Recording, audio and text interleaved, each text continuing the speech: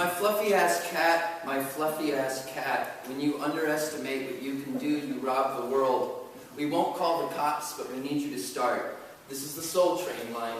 You can enjoy it, but be appropriate. Keep dying. I think that's your poem. If you stick your furry paws inside the pies, at least enjoy them and taste them. You lick until no jelly is left, I'll sing until no word is left. I don't have a rose, just a soccer mom. We always wanted to be a verb, we are. We're quiet. Fucking the corpses of capital, quiet. Dying, quiet. Watching you dance in the disco light, quiet. 99% of what I noticed was noise, but we found each other.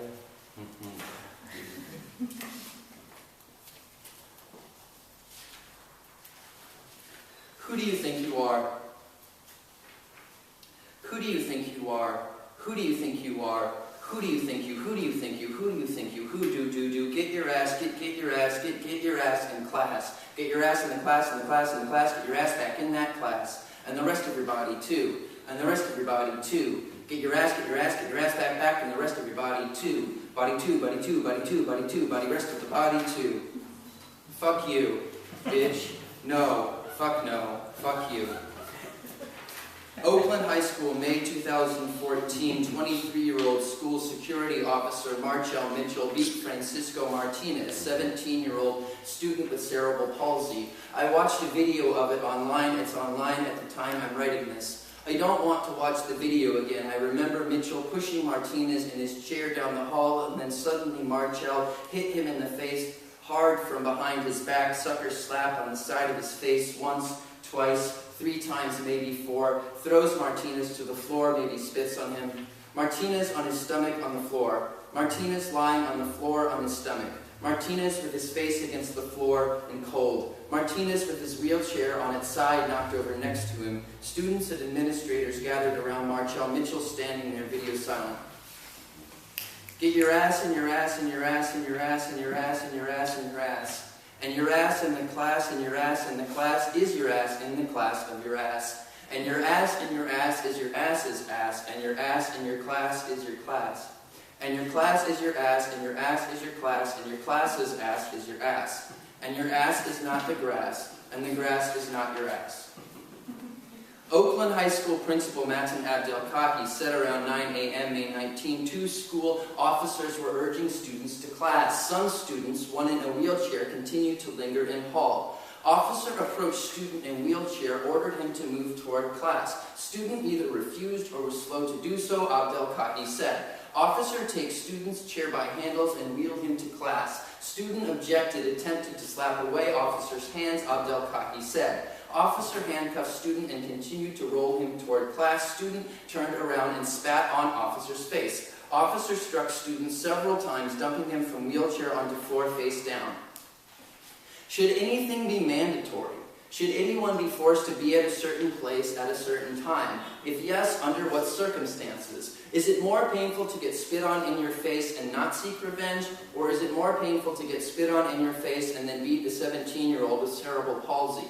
Is it more painful to beat or be beaten? Is the answer to that question the same under every circumstance? Why or why not? If the only way to keep young people in school is through violence, should people use violence to keep young people in school? When is violence against young people appropriate? Is it better to use violence or allow a young person to leave a school? Is preventing someone from leaving somewhere where they don't want to be violence? When is violence appropriate? What is the difference between handcuffing someone, dragging their body from the hallway to a classroom, and handcuffing someone and pushing their wheelchair, which their body is bound to a classroom? Why does one seem less evil to me than the other? Evil and the evil and the evil and the other. Other and the evil and the other and the other. Other and the evil, evil and the other, evil and the other and the other and the evil, evil, evil, evil, evil, evil, evil, evil, evil, evil, evil, evil, evil, evil, evil, evil, other, other, other, other, other, other, other, other, other, other, other, other, other, other, other, evil and the evil and the other and the other evil. School principal officers urging students to class. Student in wheelchair linger in hall. Officer approached student in wheelchair, ordered toward class. Student refused. Officer takes student's chair by handles. Student objected, attempted slap away officer's hands. Officer handcuffed student toward class. Student turned around, spat officer's face. Officer struck student several times, dumping him wheelchair floor face down.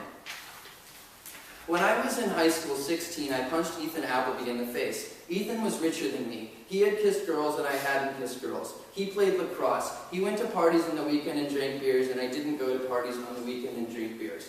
Do you know the song You Are Not Alone by Michael Jackson? One day this guy Derek, who once called out in the middle of history class to ask Mr. Ruffin, "What kind of haircut is that?" was taunting Ethan after school. He was singing to Ethan to the tune of that Michael Jackson song. Ethan really sucks. He can suck my nuts. Although he thinks he's cool, he really actually sucks. Ethan laughed at Derek's song. When I saw Ethan in school the next day, I sang the song to him, but he didn't think it was funny. He pushed me into my locker. I went to the bathroom and thought about what to do. I went to the locker area and I found Ethan talking to a female. I tapped him on the shoulder and he turned around and I punched him in the eye and I walked away. He had a black eye. For a few years after that incident, I thought back on it with pride.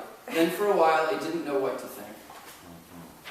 I'm wondering about damage violence does to perpetrator. In West Europe, executioners often shunned by neighbors. If others deserve violence, do we deserve the violence we do to ourselves administering it? The profession executioner sometimes ran through family. In 2009, I was in Bihar, India. I saw a newspaper article saying there were so many people on death row, but they couldn't be executed because no one in Bihar would agree to perform execution. In Japan, executioners have been held in contempt. But when I did research for this poem, I couldn't find any info supporting that story I saw about Bihar. So I think it might have been a fake article I saw. In the Ottoman Empire, only gypsies could be executioners. Still, I hope not. I would like to live in a place where no one agreed to be the executioner. Executioners were often seen as damned people. Even their graveyards were separate from public graveyards. I told Carrie she didn't know what the fuck she was talking about during an argument over whether or not to use coconut oil while cooking dinner. The lack of social shunning for executioners in North America may be attributed to the ease in which prison or judicial officials are able to conceal their daily job duties. She got really upset. I had to spend a long time convincing her I didn't mean it to sound so angry. I was sorry, and I love her.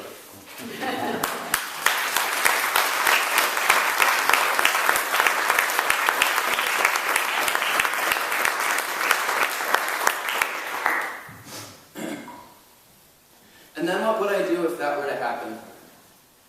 And then what would I do if that were to happen? I would need, because I would be menstruating, and the blood would just attract those sharks, and then they'd just eat us both. I would need to abandon him. I would need to swim away.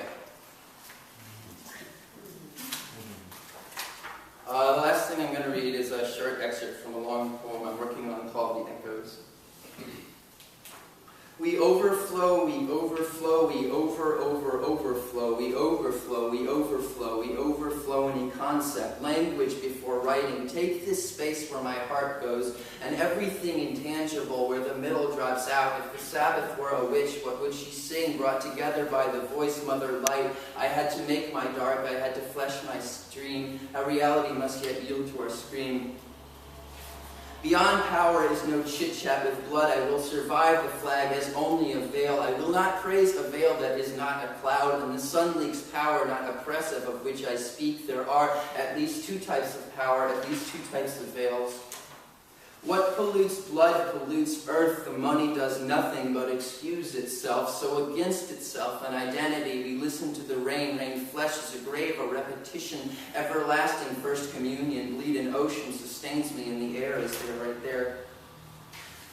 Even air is there, right there again. There's nothing between me and the sun, and the border's not a secret, no border. Know that none of that is true because the border isn't, or here. Even air is there, right there again, under overskin. Free love in the blood, and here, if you must love, and you must love, love wastefully. You never not refracted from black holes. Reverse it as an exploded sun, exploded sun. What happens after ages of humans still with us behind eyes? You never make it alone. The one hand can't clap, and we're not individually, not like the word that sings through the bones, heart salvageable. Never reached the promised land, never was better than Moses was, never will be. So what? I don't want to be now. Are we just going to fucking give up? Because with nails you don't need balance, just like Jesus spill over my heart is a love without gravity. Say it, how my making fists tell me nothing, evil never unravels redacted heart. Pulling hairs out of our heart, yes, yes, it's necessary. Don't go to sleep in the poem. I closed my eyes, and then I woke up. Justice cannot sleep forever. It hurts outside authority, then we shed them, but not the law, the stateless law, to be behind walls alive in stories. Thank you very much.